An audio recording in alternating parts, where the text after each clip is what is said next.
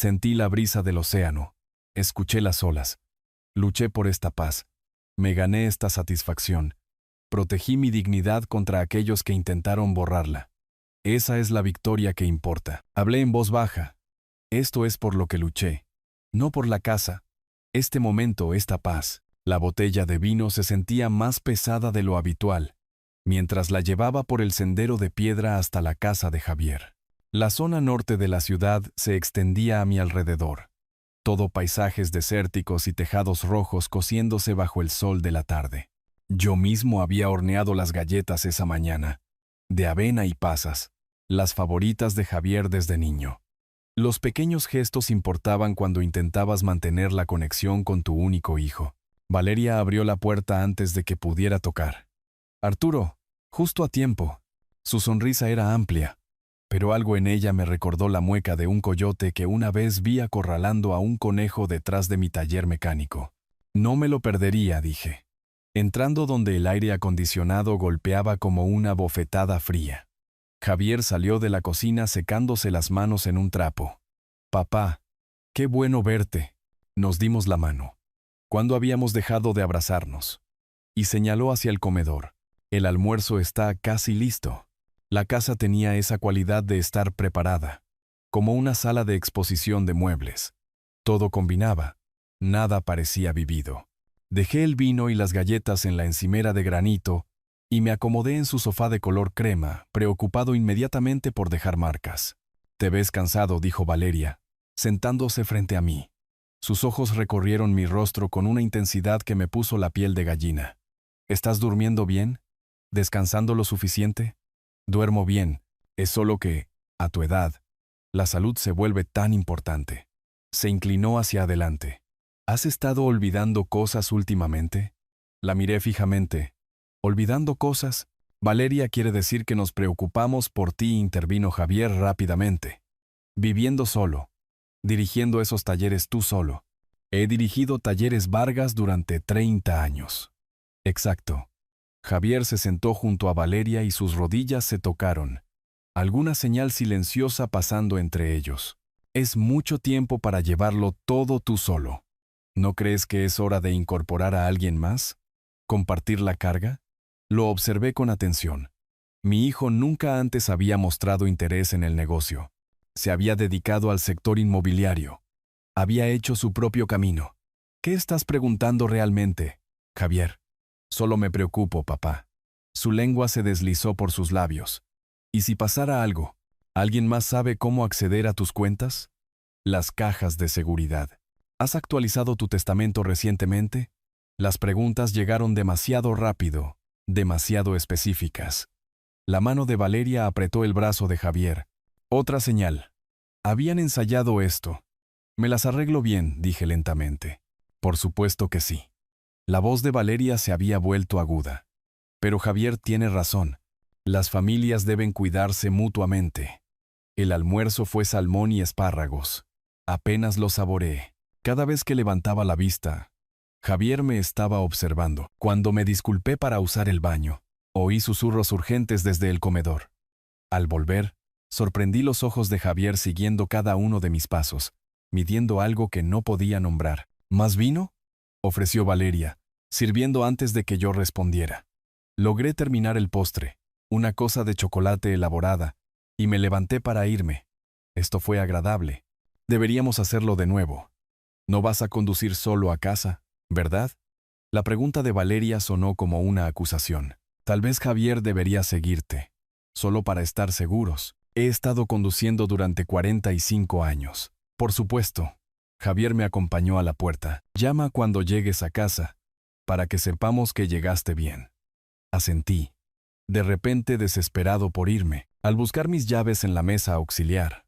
Mi mano rozó algo que se deslizó del cojín del sofá a mi bolsillo de la chaqueta. No me di cuenta de lo que era hasta que ya estaba en mi camioneta, con la puerta cerrada, el motor en marcha, el teléfono de Valeria, elegante y plateado, la pantalla iluminándose en mi palma.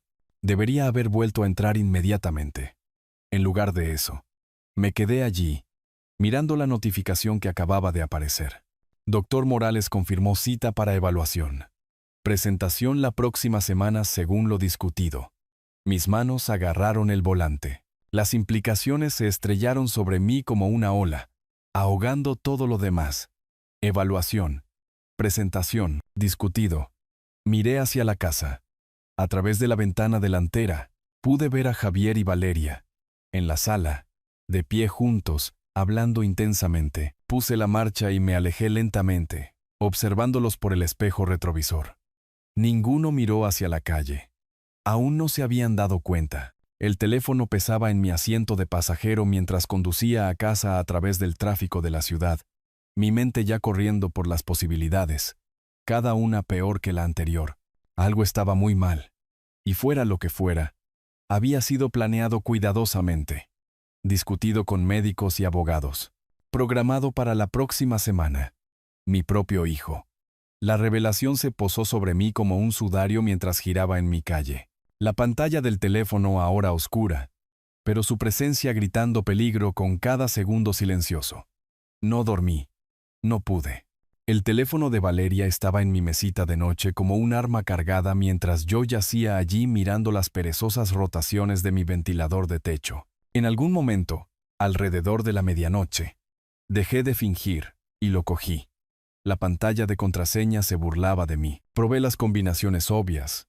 Cumpleaños, aniversarios. Y al sexto intento, tuve suerte. La fecha de su boda. Los mensajes se abrieron como una puerta a otro mundo. Conversaciones con alguien llamado Roberto Sánchez, abogado. Otro hilo con la coordinadora de la oficina del doctor Morales. Todo deletreado en taquigrafía de texto casual que hizo que se me helara la sangre. Procedimientos de evaluación de competencia en un mensaje. Documentos de tutela listos en otro. Un hilo de hace 3 semanas. Una vez que establezcamos la incompetencia, el control financiero total se transfiere en 30 días. 3 semanas. Llevaban planeando esto al menos 3 semanas. Mi café se enfrió en la mesa de la cocina mientras el amanecer entraba por mi ventana. Lo había leído todo 2 veces. Los mensajes se remontaban a meses atrás. No semanas. Meses. Discusiones de estrategia. Ajustes de calendario. Valeria presionando para moverse más rápido.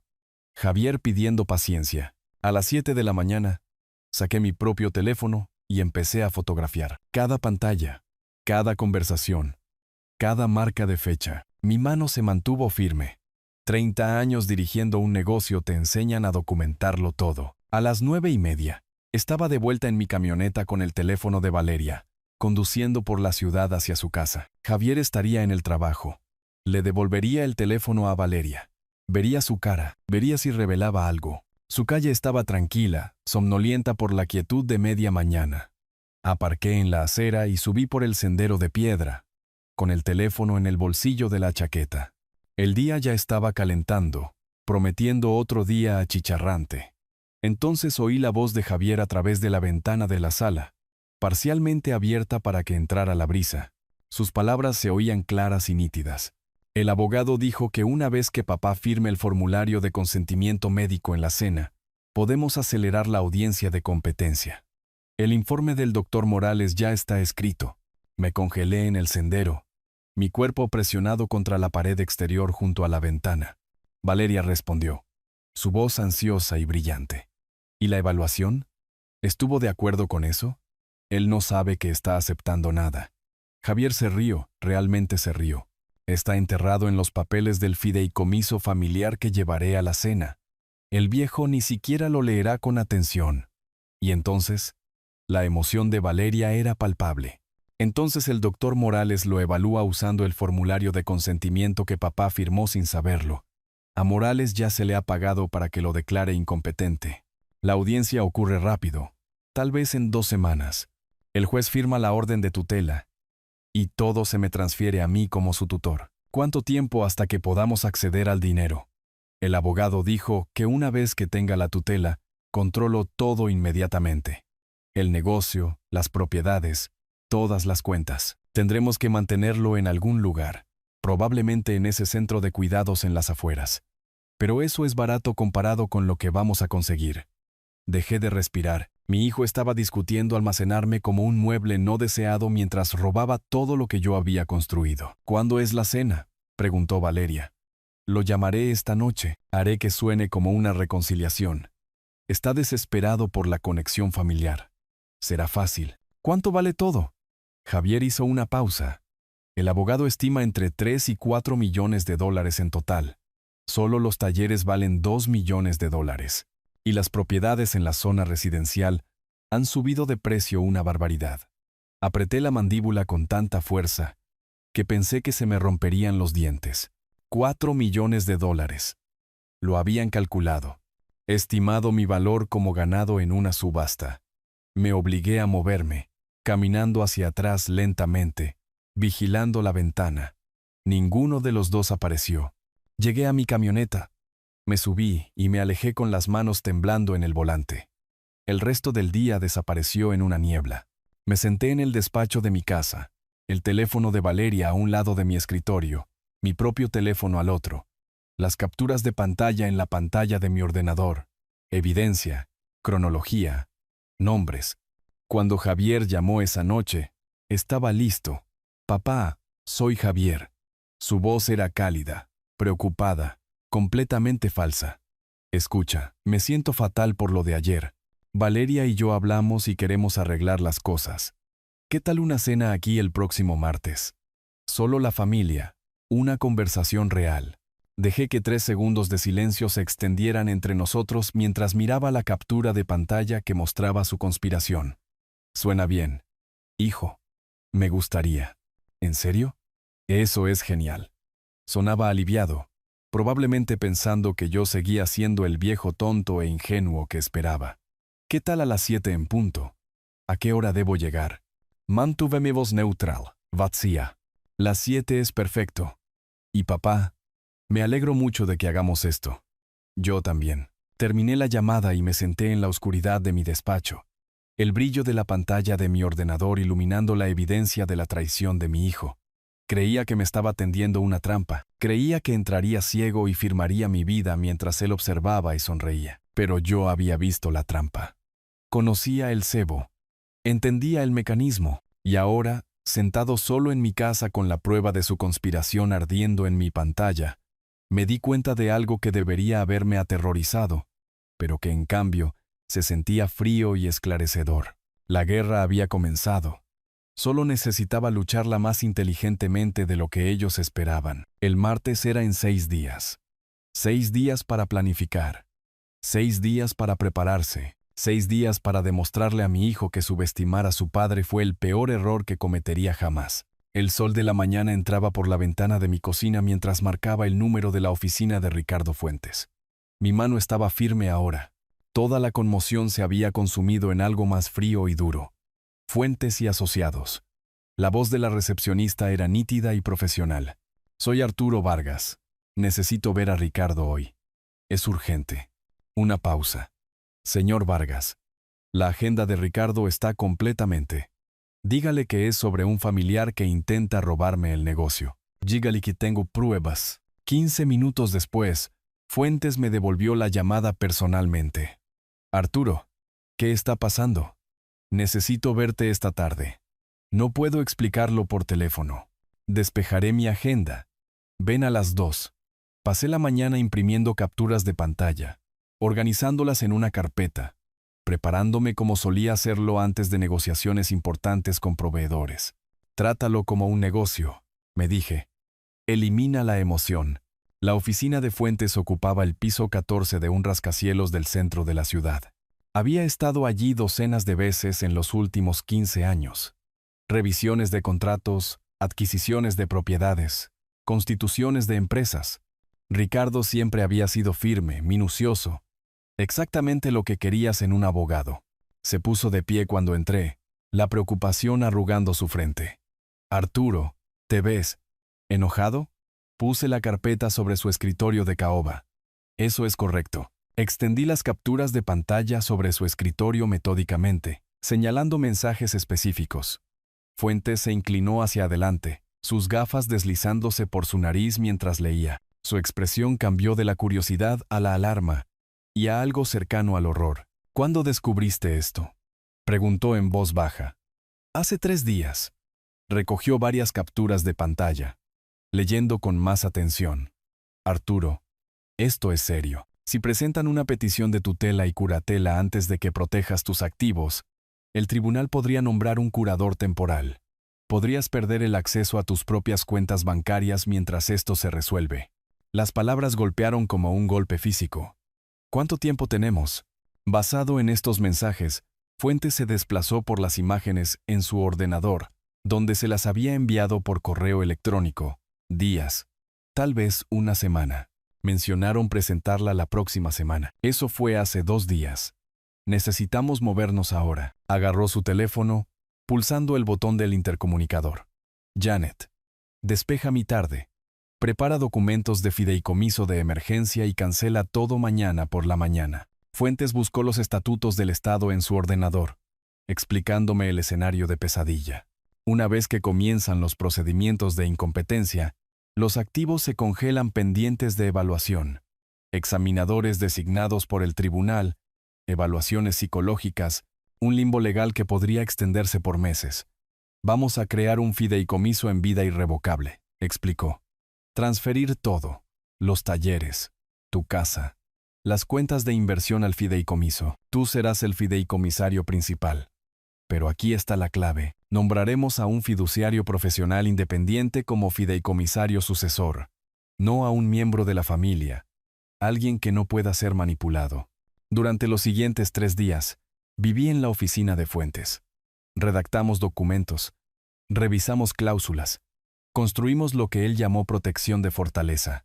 Transferí la propiedad de Talleres Vargas, las 3 ubicaciones, al fideicomiso familiar Vargas, mi casa en la zona norte, mi cartera de inversiones, todo. El documento del fideicomiso excluye específicamente a los miembros de la familia de los puestos de fideicomisario, explicó Fuentes mientras yo revisaba el borrador final. Incluso si obtienen una orden judicial, los activos están en manos del fideicomiso, no tuyos personalmente. Tendrían que demostrar que el fideicomiso en sí mismo no es válido.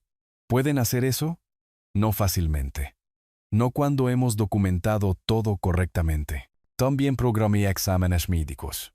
Si Javier iba a afirmar que yo era incompetente, necesitaba pruebas de lo contrario. En el Centro Médico Central, me sometí a una batería de pruebas. Una neuróloga llamada Dra. Sara Cano me hizo recitar secuencias de números al revés, dibujar esferas de reloj, responder acertijos lógicos, caminar de talón a punta por un pasillo. Señor Vargas, sus pruebas de función cognitiva lo sitúan en el rango superior para su grupo de edad, dijo, revisando los resultados. Su memoria, función ejecutiva y habilidades de razonamiento son excelentes. No hay absolutamente ninguna indicación de ningún deterioro. Programé un segundo examen en el Instituto de Salud. 2 días después, mismos resultados. Misma confirmación. Recogí los informes escritos como munición. El 4.º día, me reuní con Catalina Pardo, en servicios fiduciarios de la ciudad. Canosa, profesionalmente distante, revisó el alcance de los activos que quedarían bajo su supervisión si yo quedaba realmente incapacitado. Entiende que soy independiente, dijo. Tengo un deber fiduciario para con usted, no para con los miembros de su familia. Si alguien intenta manipular el fideicomiso para su beneficio, estoy legalmente obligada a resistir. Eso es exactamente lo que necesito. Al anochecer me senté en el despacho de mi casa revisando los documentos completados, acuerdos de fideicomiso, informes médicos, capturas de pantalla originales. Creé una carpeta segura en mi ordenador etiquetada como defensa, subiendo copias escaneadas de todo. Mi dedo se cernía sobre el ratón mientras miraba el nombre de Javier en el hilo de mensajes. El dolor seguía allí, agudo y profundo. Algo más estaba creciendo junto a él, algo más frío. Ricardo, esto protege mis activos, dije durante la firma. Pero ¿qué hay de la justicia? ¿Qué hay de asegurarse de que no intenten esto con el padre de otra persona? Fuentes había hecho una pausa, eligiendo sus palabras con cuidado. En este momento, estamos construyendo tu defensa. Lo que venga después, esa es tu decisión. Cerré la carpeta y me recosté en mi silla. La defensa era sólida. Mis activos estaban protegidos. Javier podía presentar su petición y se derrumbaría contra la fortaleza que habíamos construido. ¿Pero era eso suficiente? La pregunta se instaló en mi pecho como una piedra mientras la oscuridad caía fuera de mi ventana. Y me di cuenta con absoluta claridad de que la protección ya no era suficiente. Quería consecuencias. 6 días después, estaba en mi habitación, ajustándome el cuello en el espejo. La cena de reconciliación estaba programada para las 6:30. Y había estado practicando mi expresión toda la tarde. Optimismo cauteloso mezclado con la esperanza desesperada de un abuelo por la curación familiar. Sonó mi teléfono. El nombre de Ricardo Fuentes apareció en la pantalla. Casi rechazo la llamada. El momento era terrible. Necesitaba irme en 10 minutos. Pero algo en la rápida sucesión de timbres me hizo contestar. Ricardo, en realidad estoy saliendo a... Don Arturo, tiene que ver esto. Su voz era tensa, urgente de una manera que nunca antes había oído. Tengo un compromiso familiar. Puede esperar hasta... Espere, esto es precisamente sobre él. Me congelé, con una mano en las llaves del coche. ¿Sobre quién? Su hijo. Revise su correo electrónico. Le estoy enviando algo ahora. Me senté en la cama mientras mi teléfono sonaba. El archivo adjunto se cargó lentamente. Un PDF con membrete oficial del tribunal. Mis ojos recorrieron el título. En el asunto de la tutela y curatela de Arturo Vargas. La habitación se inclinó. Arturo, ¿estás ahí? Estoy leyéndolo. Javier había presentado una petición en el Tribunal Superior del Condado esta mañana. Mientras yo elegía qué camisa ponerme para nuestra cena de reconciliación, mi hijo había estado presentando documentos a un tribunal alegando que sufría de demencia avanzada y no podía manejar mis asuntos financieros. La petición era minuciosa, detallada, devastadora si fuera cierta. Supuestos incidentes de confusión en mis talleres. Conversaciones que supuestamente no podía seguir. Citas que había perdido. Empleados que no había reconocido. Todo ficción. Mala gestión financiera reportada. Facturas impagas. Cheques sin fondos. Retiros sospechosos. Completa invención. Mis talleres prosperaban. No había rebotado un cheque en 30 años. Luego llegué a la evaluación psicológica del Dr. Timothy Morales, fechada hace 2 semanas. El paciente presenta un deterioro cognitivo significativo consistente con demencia de moderada a severa, había escrito Morales. Deterioro de la memoria, desorientación, incapacidad para manejar asuntos financieros complejos. Recomendación. Intervención protectora inmediata incluyendo tutela y curatela para prevenir la explotación financiera o el autolesionarse. Nunca había conocido al doctor Morales. Nunca me había evaluado. Ni siquiera había oído su nombre hasta que lo vi en los mensajes de texto de Valeria.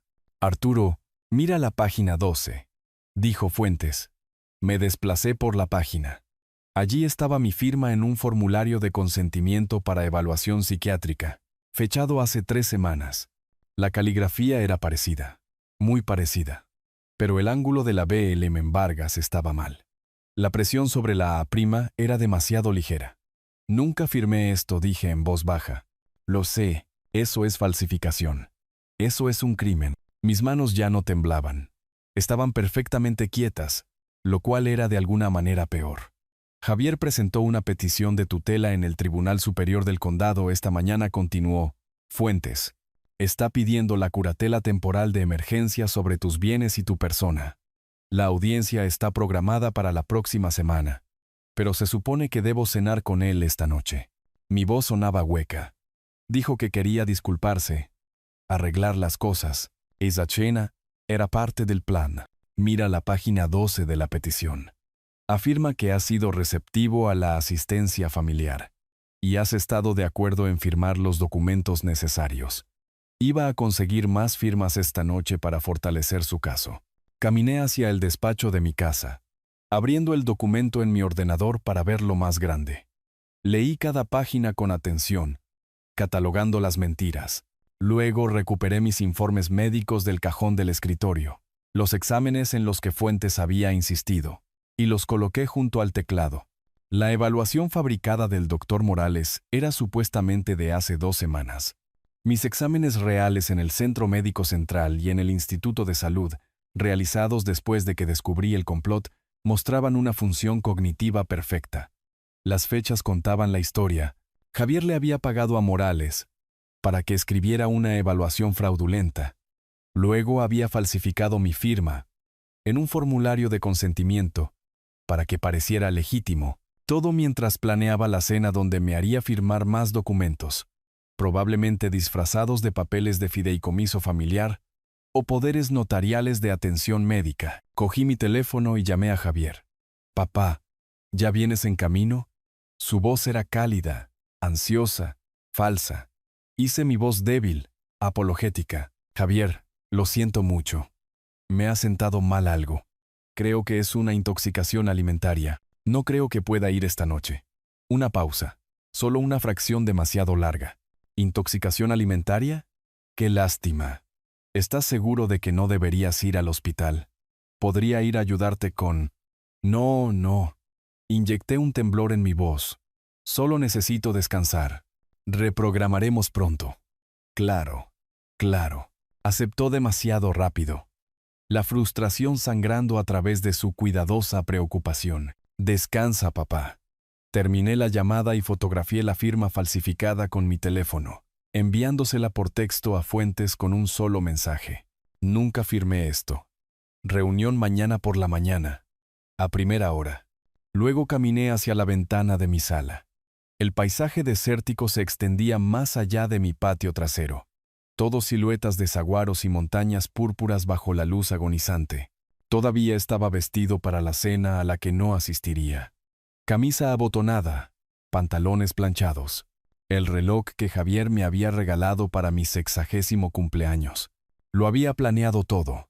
La cena de reconciliación estaba destinada a ser el momento en que firmara mi autonomía, completamente inconsciente de que la petición judicial real ya estaba presentada. Probablemente había preparado documentos que parecían acuerdos de fideicomiso familiar, pero que en realidad eran formularios de consentimiento adicionales, autorizaciones médicas, concesiones de poder notarial. Los habría firmado mientras él sonreía y Valeria servía vino y hablaban de sanar y de la familia y de seguir adelante juntos. Y luego, la próxima semana en la audiencia, Javier presentaría todas esas firmas al juez como prueba de que yo estaba de acuerdo y cooperaba con el plan de tutela. «Querías dejarme indefenso», le dije a mi reflejo en la ventana que oscurecía. «Veamos cómo funciona eso». La guerra tenía nuevas reglas ahora. Javier le había pagado a Morales para que escribiera una evaluación fraudulenta. Luego había falsificado mi firma en un formulario de consentimiento para que pareciera legítimo, todo mientras planeaba la cena donde me haría firmar más documentos, probablemente disfrazados de papeles de fideicomiso familiar o poderes notariales de atención médica. Cogí mi teléfono y llamé a Javier. «Papá, ¿ya vienes en camino?» Su voz era cálida, ansiosa, falsa. Hice mi voz débil, apologética. La firma falsificada seguía apareciendo en mi mente, esa V falsa en Vargas, la presión incorrecta en la A. Cogí mis palos de golf y conduje al centro para personas mayores donde ocasionalmente había jugado durante el último año. El campo era más fácil que mi club de campo habitual, y nadie allí hacía preguntas sobre negocios. El sol de la mañana ya era intenso cuando llegué al green de práctica. Javier había falsificado mi firma, presentado documentos falsos ante el tribunal, pagado a un psicólogo para fabricar una evaluación médica. Esto ya no era disfunción familiar. Esto era fraude criminal. Y tenía toda la intención de mostrarle a mi hijo exactamente lo que sucedía cuando subestimabas a un hombre que había construido 3 negocios exitosos desde la nada. 2 días después de cancelar la cena, necesitaba despejar mi cabeza.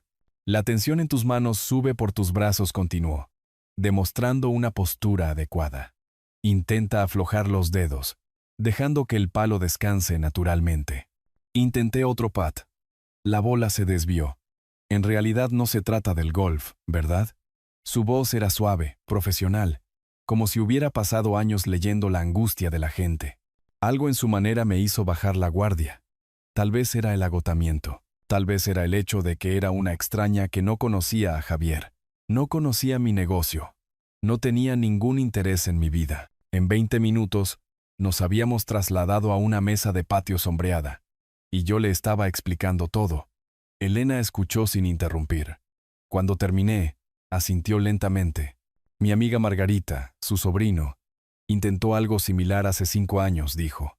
Presentó papeles alegando que ella no podía manejar sus finanzas. Lo que la salvó fue la evidencia.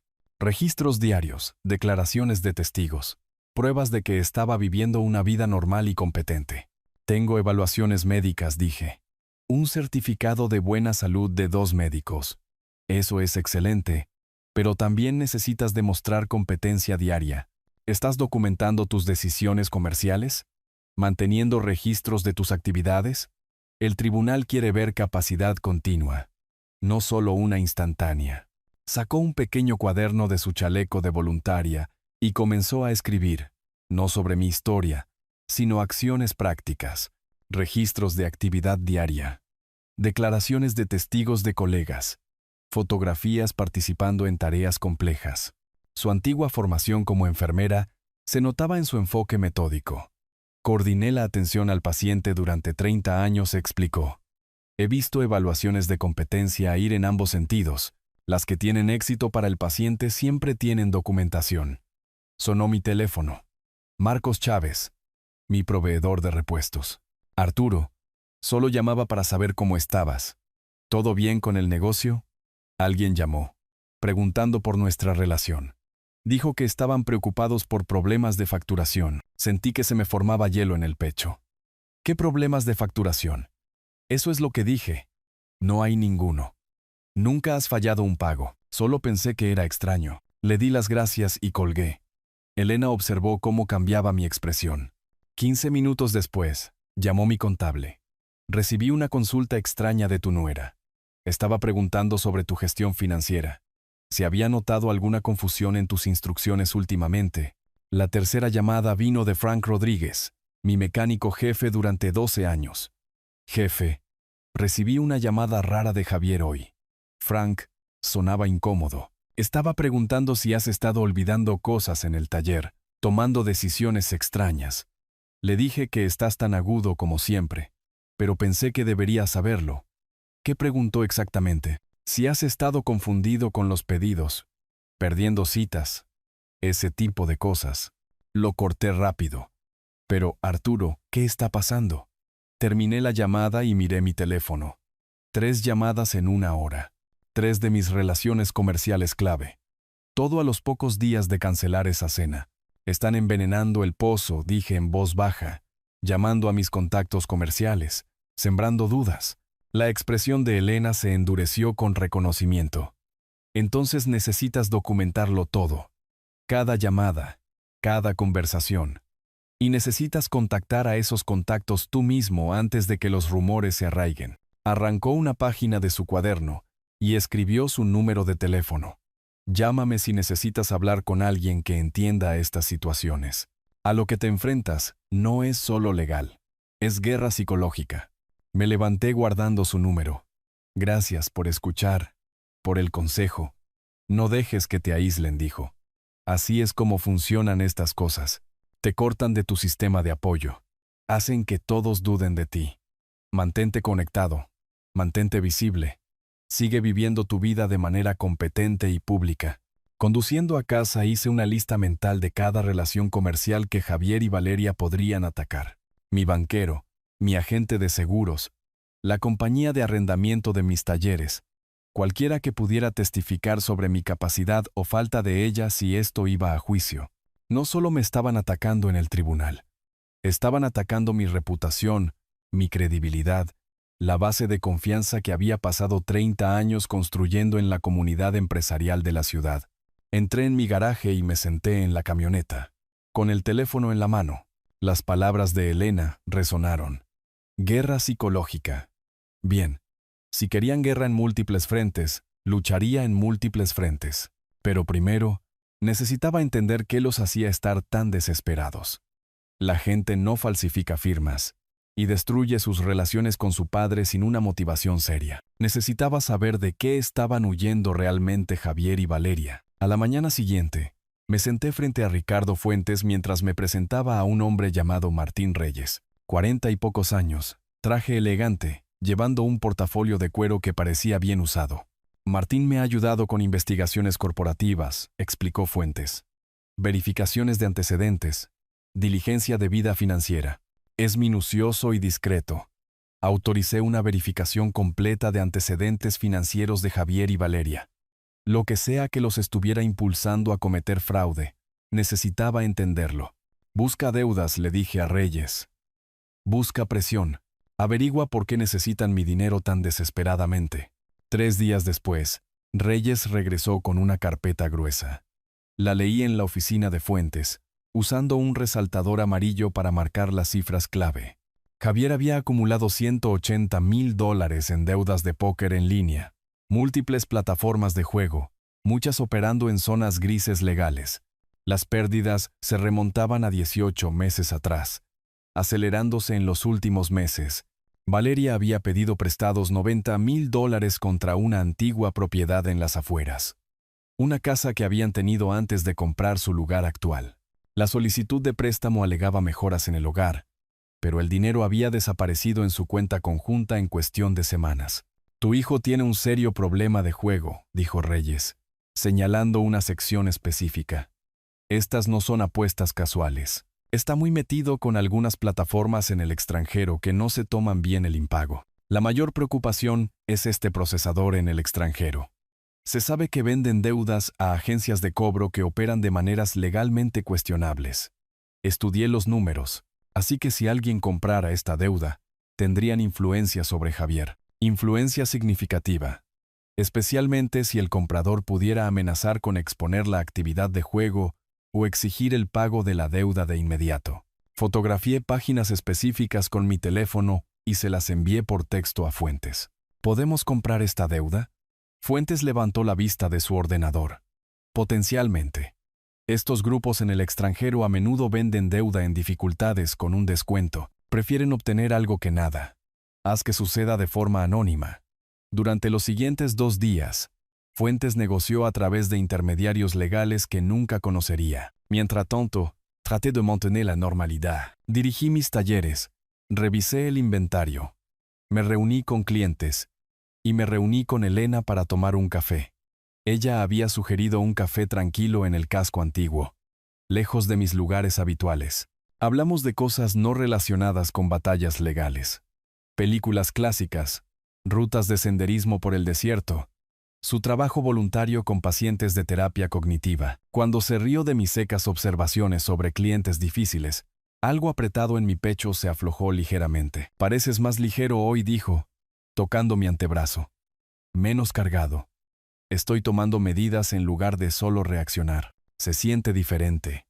La acción es buena, pero no olvides vivir mientras luchas. Sus ojos eran serios. Mi amiga Margarita se consumió tanto en su batalla legal que se olvidó de disfrutar de nada. No dejes que te roben eso también. 2 días después, Fuentes llamó. El grupo en el extranjero estaba muy motivado para vender.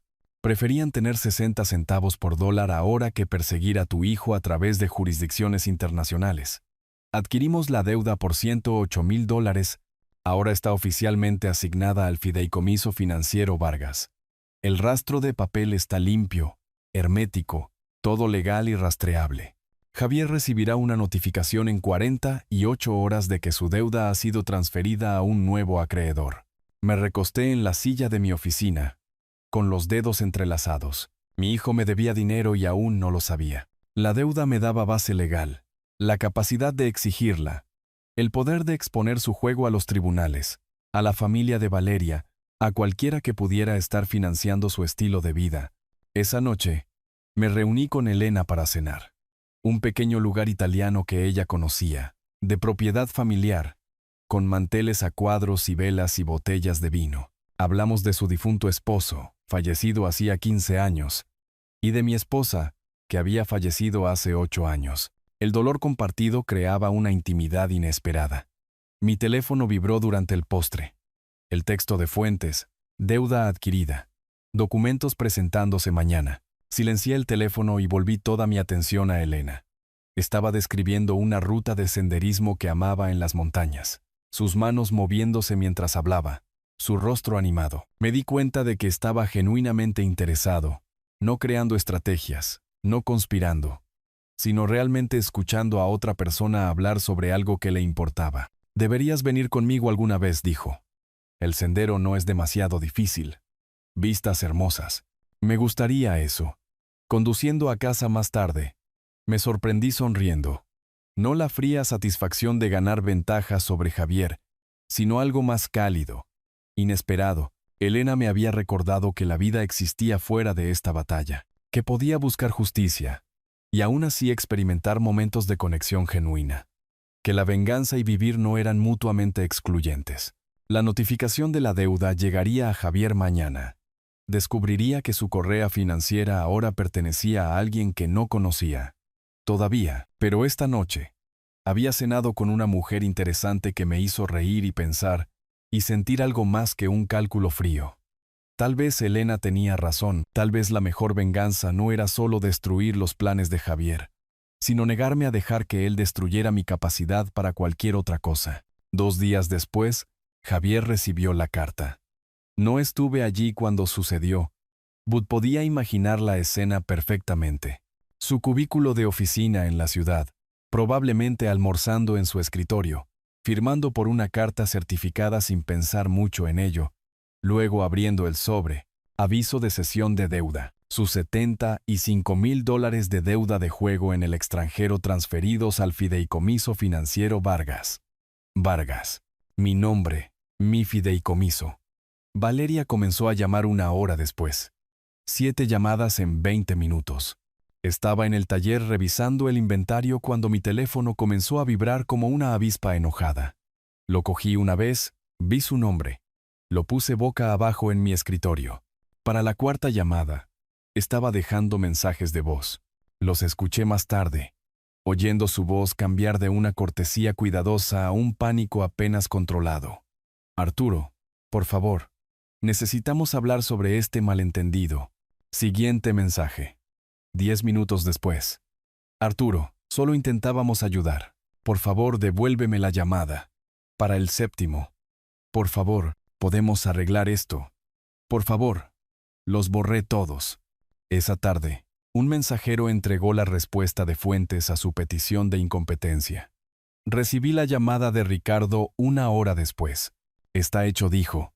Evaluaciones médicas de Ladrá, Cano, Ladrá, Pardo, y la tercera opinión del doctor Robles del Centro Cognitivo, los 3 declarando explícitamente ningún deterioro cognitivo, más el análisis forense que prueba la falsificación de la firma y la denuncia penal presentada ante el fiscal general y el fiscal del distrito. La carta lo deja claro. Falsificar firmas en documentos judiciales es un delito grave según los estatutos revisados del Estado. Le di las gracias y colgué. Luego me senté en mi escritorio por un largo momento, mirando el calendario de la pared. La audiencia judicial estaba programada para dentro de 3 días. 3 días hasta que Javier y Valeria tuvieran que explicarle a un juez por qué habían falsificado mi firma, fabricado evidencia médica e intentado robar el trabajo de mi vida. Esa noche, Elena llegó a mi casa con una bolsa de la compra. Habíamos planeado cocinar la cena juntos. Su sugerencia, algo sobre cómo cocinar con alguien, te dice todo lo que necesitas saber sobre ellos.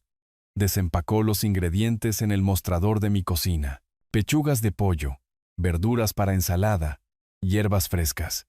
Le mostré cómo sazonaba el pollo, parado cerca detrás de ella, guiando sus manos en el cuchillo cuando preguntó cómo abrir la pechuga en mariposa. Nos giramos el uno hacia el otro en el mismo momento. Su rostro estaba a centímetros del mío.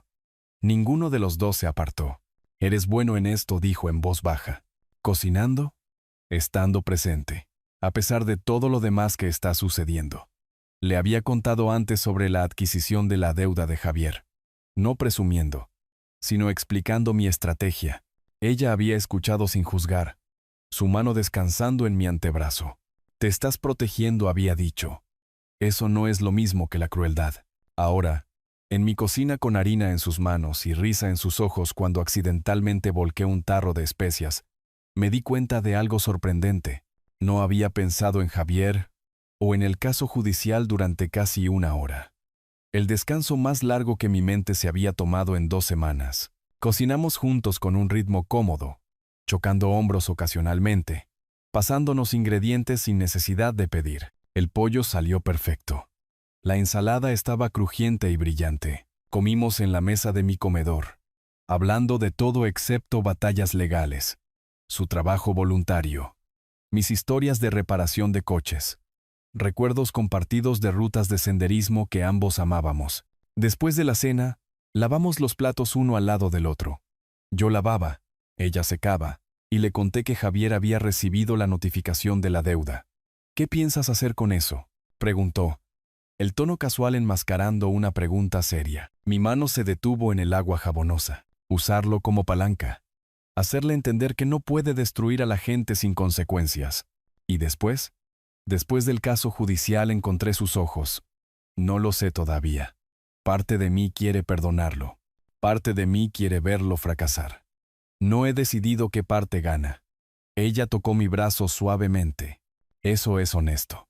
Aprecio lo honesto. Terminamos los platos en silencio, pero no era incómodo.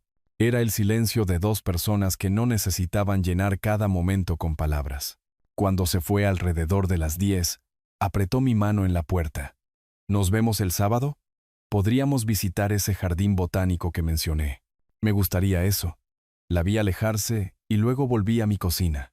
El espacio todavía olía a hierbas y limón. 2 copas de vino se secaban en el escurridor. Evidencia de una velada que no tuvo nada que ver con venganza o justicia o batallas judiciales. Evidencia de que todavía era capaz de algo más que un cálculo frío. Mi teléfono vibró. Un texto de Fuentes. Javier y Valeria recibirán la notificación de la denuncia penal mañana por la mañana. Espera reacciones. Puse el teléfono a un lado y caminé hacia la ventana trasera. El desierto se extendía oscuro más allá de mi patio. Las luces de la ciudad brillando en la distancia. Que entren en pánico, pensé. Que entiendan lo que se siente al ver tu vida desmoronarse por las decisiones de otra persona, pero de pie allí en mi cocina, que todavía llevaba la calidez de la risa de Elena, me di cuenta de algo inesperado. Su pánico no me dio la satisfacción que había anticipado. Lo que me dio satisfacción fue la cena de pollo, el lavado de platos compartido, el silencio cómodo. La venganza era necesaria, pero no era suficiente. Estaba aprendiendo la diferencia. 4 días después, el sábado por la mañana, observé a través de la ventana de mi sala cómo el coche de Javier entraba en mi garaje. Había estado bebiendo café, disfrutando de la tranquilidad antes de que Elena y yo fuéramos a visitar el jardín botánico. Ahora dejé la taza con cuidado y observé. Valeria estaba sentada en el asiento del pasajero, sus hombros subiendo y bajando con respiraciones profundas, recomponiéndose. Javier revisó su reflejo en el espejo retrovisor, ajustándose el cuello. Se estaban preparando para una actuación. Saqué mi teléfono. Abrí la aplicación de grabación de voz. El estado permitía la grabación con consentimiento de una sola parte. Podía grabar legalmente cualquier conversación en la que participara. La probé brevemente, diciendo mi nombre, reproduciéndolo. Audio claro. Comencé una nueva grabación y deslicé el teléfono en el bolsillo de mi camisa, con el micrófono hacia afuera. Luego abrí la puerta. Papá Javier intentó sonreír. No llegó a sus ojos. ¿Podemos hablar, por favor? Me hice a un lado, dejándolos entrar. Nos acomodamos en mi sala. Yo en mi sillón. Ellos en el sofá frente a mí. Valeria apretaba un pañuelo. Javier se sentó hacia adelante, con las manos entrelazadas. Arturo, cometimos errores terribles. La voz de Valeria temblaba. Estábamos asustados. Asustados de perderte. Asustados de lo que pasaría con el negocio familiar. Lo hicimos todo mal. No dije nada. Solo observé. Javier se inclinó hacia adelante. Papá, sé lo que dicen los documentos, pero no era para lastimarte. Pensábamos que estábamos protegiendo los activos familiares. Debería haber hablado contigo directamente. Así que presentar la tutela era protección. Mi voz era plana, sin emoción. Intentábamos ayudar. Las lágrimas de Valeria llegaron en el momento justo, pero noté que había estado sosteniendo el mismo pañuelo durante 10 minutos sin usarlo realmente. Estás solo, manejando todo tú mismo, pensamos. Pensaron que lo tomarían todo sin preguntar. Silencio. Los ojos de Javier se lanzaron a Valeria, de vuelta a mí, buscando señales de ablandamiento que no llegaron. 40 minutos de esto. Disculpas que sonaban ensayadas. Explicaciones que cambiaban de malentendido a preocupación por tu bienestar a justificaciones cada vez más desesperadas. Me senté perfectamente quieto, con las manos en los reposabrazos.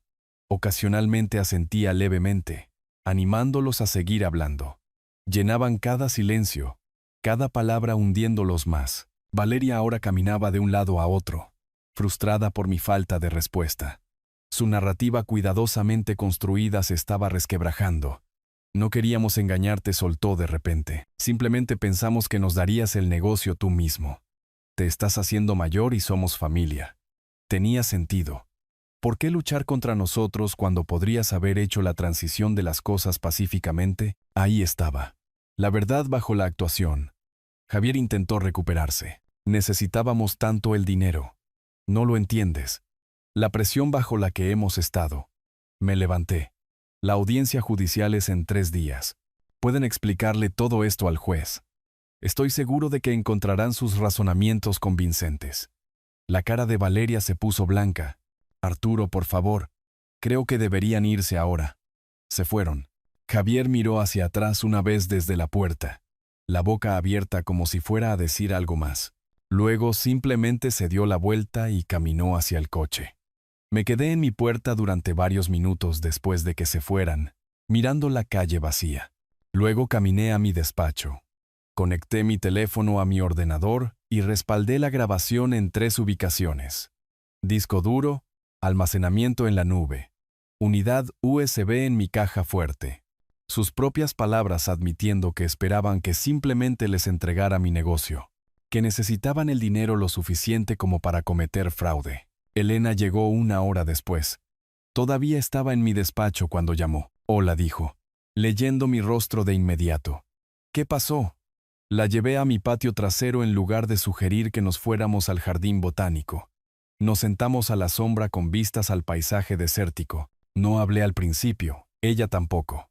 Simplemente existimos en silencio compartido. Finalmente, le conté sobre la visita de Javier y Valeria. Luego le puse la grabación. Ella escuchó sin interrumpir. Cuando terminó, tomó mi mano. Podrías haberles gritado, dijo en voz baja. Podrías haber dicho cosas horribles. No lo hiciste. Dejaste que se condenaran con sus propias palabras. Estoy orgullosa de ti. Quería gritarles. Mi voz era tensa. Decirles exactamente lo que pienso de su traición. Pero no lo hiciste. Porque eres mejor que ellos. Algo en mi pecho se aflojó. Elena lo vio. El momento que había estado manteniendo unido por pura voluntad.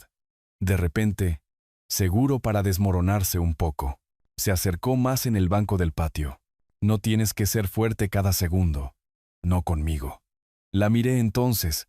Realmente la miré. La plata en su cabello atrapando la luz del sol. La amabilidad en sus ojos que no provenía de la ingenuidad, sino de haber visto suficiente crueldad en la vida como para valorar sus raros momentos de ternura. Gracias, dije, por estar aquí, por entender por qué tenía que dejar que se ahorcaran solos. Entiendo la justicia, respondió. Entiendo los límites, y entiendo que eres uno de los buenos, Arturo Vargas. Nos sentamos allí durante otra hora, hablando y no hablando, su mano en la mía. En algún momento, le conté sobre mi esposa, cómo murió hace 8 años, cómo había pensado que esa parte de mi vida había terminado. Tal vez no tenga que ser así, dijo Elena suavemente. Me giré hacia ella. Ella se giró hacia mí, y luego nos estábamos besando. Fue suave, tentativo. 2 personas que habían olvidado cómo se sentía esto y lo estaban redescubriendo juntas. Cuando nos separamos, ella sonrió. He querido hacer eso desde el club de golf. ¿Por qué no lo hiciste? Tenías suficientes cosas pasando. Quería esperar hasta que tuvieras espacio en tu vida para algo bueno. Toqué su rostro. Tengo espacio ahora. La audiencia judicial era en 3 días. Javier y Valeria se enfrentarían a un juez con sus documentos falsificados y evidencia fabricada. Yo tenía informes médicos, análisis forense, admisiones grabadas y una denuncia penal presentada ante el Estado. Pero sentado en mi patio con la mano de Elena en la mía, saboreando su beso en mis labios, me di cuenta de que la victoria más importante no estaba en esa sala del tribunal, estaba aquí, ahora, reclamando mi capacidad de conexión, de ternura, de esperanza. Javier había intentado quitarme la vida. En cambio, había encontrado una nueva razón para vivirla. 3 días después, subí los escalones del Palacio de Justicia con Ricardo Fuentes a mi izquierda y Elena a mi derecha. Lunes por la mañana, 10 en punto. El edificio de mármol se alzaba contra un cielo sin nubes. ¿Listo?, preguntó Fuentes, ajustando su maletín. Elena apretó mi mano. Asentí. Pasamos por seguridad. Navegamos por pasillos que resonaban con nuestros pasos. Y encontramos la sala del Tribunal 4C. Javier y Valeria ya estaban sentados en la mesa del demandante con su abogado, un hombre de aspecto nervioso llamado David Castillo, que no dejaba de barajar papeles como si pudiera reorganizarlos en un caso ganador. La jueza Patricia Herrera entró exactamente a las 10. 50 y tantos años, ojos agudos, comportamiento sensato, que me recordó a mi mejor profesora de secundaria. Revisó el expediente del caso brevemente, luego levantó la vista. Procedamos. Señor Castillo, su cliente presentó esta petición de tutela. Presente su caso. Castillo se puso de pie, carraspeando. Su señoría, creemos que el señor Arturo Vargas requiere asistencia para manejar sus asuntos. Si bien las evaluaciones médicas recientes muestran competencia actual, nos preocupan los patrones a largo plazo de... ¿Patrones a largo plazo documentados dónde?, interrumpió la jueza Herrera. Bueno, eso es. Tenemos testimonio de testigos de... ¿De quién? Castillo vaciló. El peticionario y su esposa observaron comportamientos preocupantes. ¿El mismo peticionario que se beneficiaría financieramente de esta tutela? El tono de la jueza podría haber cortado el vidrio. Continúe. Miré a Javier al otro lado de la sala. Su mandíbula estaba apretada. Valeria miraba fijamente la mesa. Fuentes se puso de pie cuando llegó su turno. Presentó la evidencia metódicamente, como repartiendo cartas en una mano ganadora. Evaluaciones médicas de 3 médicos independientes.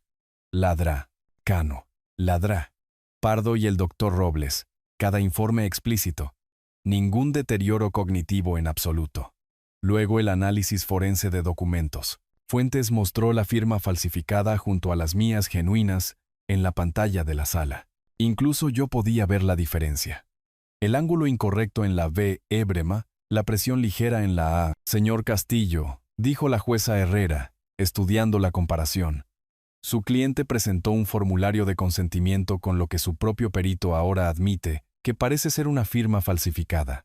¿Cómo explica esto? Castillo tartamudeó. Su señoría, puede haber habido confusión administrativa. Quizás el señor Vargas firmó un documento diferente y la confusión administrativa no explica 3 analistas forenses diferentes, todos concluyendo que esta firma es fraudulenta. Miró a Fuentes. ¿Hay más? Sí, su señoría. Una grabación de audio realizada legalmente bajo la ley de consentimiento de una parte del Estado.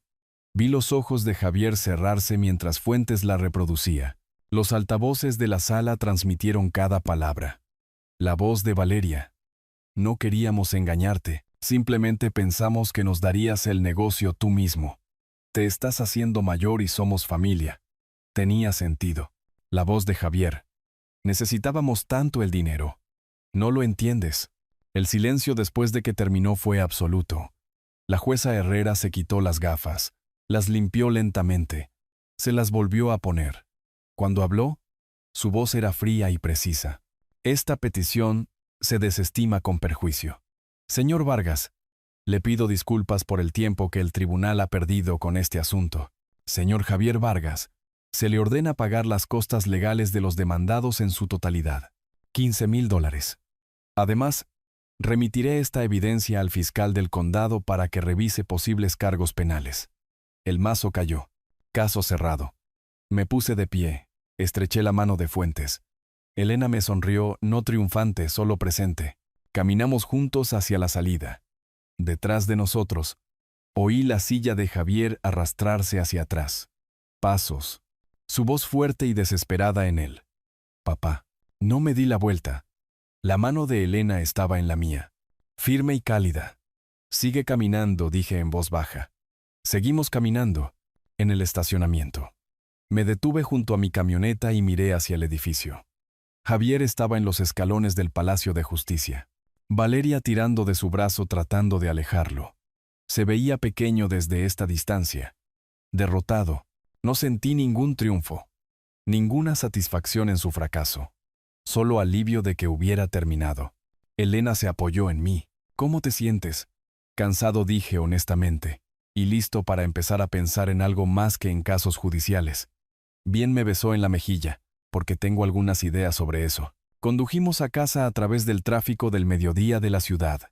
Y por primera vez en semanas, no pensé en venganza o justicia o estrategias legales. Pensé en lo que venía después, en lo que quería construir en lugar de lo que necesitaba proteger. La guerra había terminado, había ganado. Ahora necesitaba averiguar qué significaba realmente la victoria. La mañana después de la audiencia, reuní a mis 3 gerentes principales en mi oficina. Frank Rodríguez, que había estado conmigo durante 12 años. Lisa Campos, gerente de operaciones durante 8. Tomás Bravo, supervisor de repuestos durante 6. Doy un paso atrás, les dije. No voy a vender, ni a cerrar, solo a dar un paso atrás. Frank sonrió. Ya era hora, jefe. Construí este negocio durante 35 años. Ha sido mi vida, pero me di cuenta de algo recientemente. No debería ser toda mi vida. Todos ustedes lo mantienen funcionando. Solo lo estoy haciendo oficial. Ya había contratado a un gerente profesional a través de los contactos de Fuentes. Alguien para manejar las operaciones diarias mientras yo hacía la transición a un rol de consultor. Disponible para decisiones importantes, pero ya no manejando cada detalle. Caminé por el taller esa tarde, deteniéndome en cada puesto para estrechar la mano de los mecánicos que habían trabajado para mí durante años, algunos durante décadas, agradeciéndoles, explicando que los salarios y beneficios no cambiarían, viendo su preocupación transformarse en genuina felicidad por mí. 2 días después, me reuní con Javier en un café, llamado El Oasis en las afueras de la ciudad. Territorio neutral, una mesa de esquina junto a la ventana donde podíamos hablar en privado. Llegó 10 minutos tarde, con aspecto agotado. La arrogancia confiada que recordaba se había ido, reemplazada por alguien que lo había perdido todo y lo sabía. Tenía 3 documentos listos. Deslicé el primero sobre la mesa. Condonación de deuda. Los $108,000 que pagué por tu deuda en el extranjero, perdonada. Sus ojos se abrieron de par en par. El segundo documento. Un cheque por $50,000. Pagadero a tus acreedores. No a ti directamente. Ha sido mi vida, pero me di cuenta de algo recientemente. No debería ser toda mi vida. Todos ustedes lo mantienen funcionando. Solo lo estoy haciendo oficial. Ya había contratado a un gerente profesional a través de los contactos de Fuentes. Alguien para manejar las operaciones diarias mientras yo hacía la transición a un rol de consultor. Disponible para decisiones importantes, pero ya no manejando cada detalle. ¿Me estás dejando fuera por completo? Su voz se elevó. Después de todo, estás destruyendo a nuestra familia. Yo no destruí nada. Tú lo hiciste cuando intentaste que me declararan incompetente. Te estoy dando más de lo que mereces. Tómalo o enfrenta un proceso penal. Tú eliges. La ira se drenó de él como el aire de un neumático pinchado. Miró fijamente los documentos, con las manos temblando. ¿Y si fallo? ¿Y si no puedo? Entonces fallas, pero fallarás como tu propio hombre, no como alguien que espera que su padre muera para poder heredar el trabajo de su vida. Firmó los 3 documentos. Su firma no se parecía en nada a la falsificación que había presentado al tribunal. Más pequeña, derrotada, pero genuina. Salí del café, más ligero que cuando había entrado.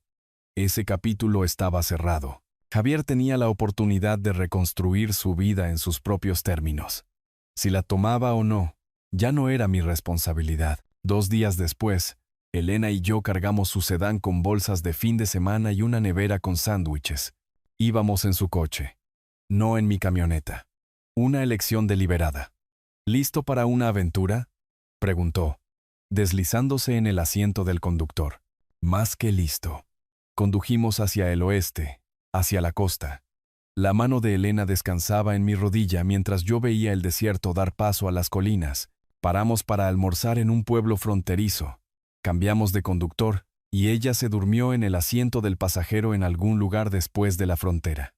Miré su rostro pacífico, luego de vuelta a la carretera. Esta era la primera vez en semanas que pensaba en el futuro en lugar del pasado. Llegamos a la ciudad costera al atardecer y encontramos un pequeño hotel cerca de la playa.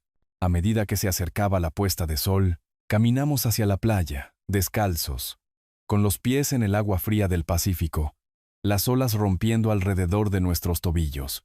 Elena se apoyó en mi hombro. Hiciste lo correcto, dándole una oportunidad pero no rescatándolo. Seguía pensando en lo que dijiste sobre tu amiga Margarita, cómo la lucha casi la consume.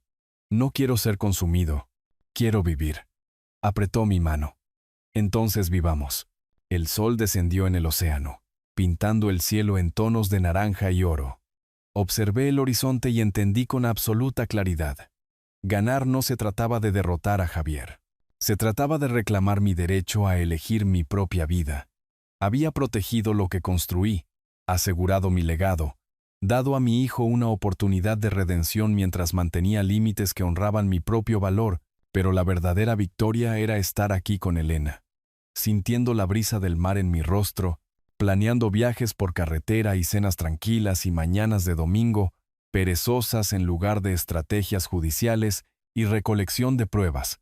La verdadera libertad no se trataba de destruir a personas tóxicas, se trataba de elegir alejarse de ellas y caminar hacia algo mejor.